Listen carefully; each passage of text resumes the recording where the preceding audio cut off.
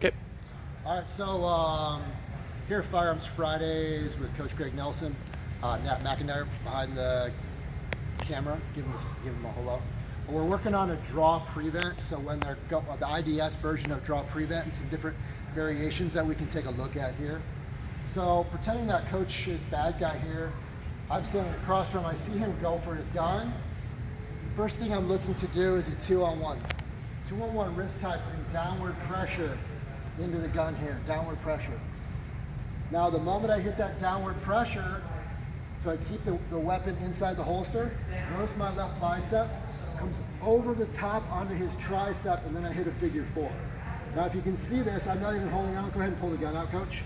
He's gonna have a hard time pulling the gun out just because I have my bicep on his tricep. Once I hit this figure 4 position, if you notice this, I've got good pad position and I'm sagging down. I have to sag on that arm to help prevent that weapon from coming out of the holster. But I want to tell you something from experience. When this is a frenetic scramble in the fight, even with well-trained people, 50% of the time the gun still comes out of the holster, even with well-trained people. All right? I feel like the guy from Detroit right now. All right? So, Coach draws, 2-on-1 downward pressure. Immediately I'm going over the top. I've got the dominant angle, keeping downward pressure. If the weapon comes out of the holster, I'm already in position for a 2-on-1 Russian tie. Watch. Hitting the 2-on-1 Russian tie, I have to keep pressure on this arm. If I don't, Coach will bend his arm and he'll switch his gun to the other hand. We see this happen all the time. So when a weapon comes out of the holster, I need to keep pressure, and the way I do that is by swinging him around. And as I swing around, I'm gonna take a back step. As I back step, this creates a hole. I pull the weapon through the hole. And now what I prefer to do is transition to my own weapon or whatever we need. So one more time on that.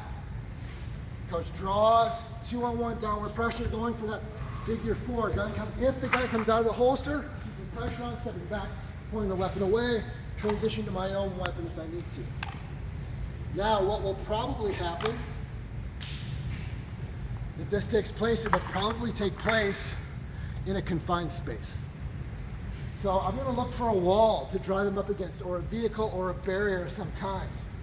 So as I get that 2-on-1, figure 4, driving him into the wall, getting good knee position. So now I have a nice dominant position on him.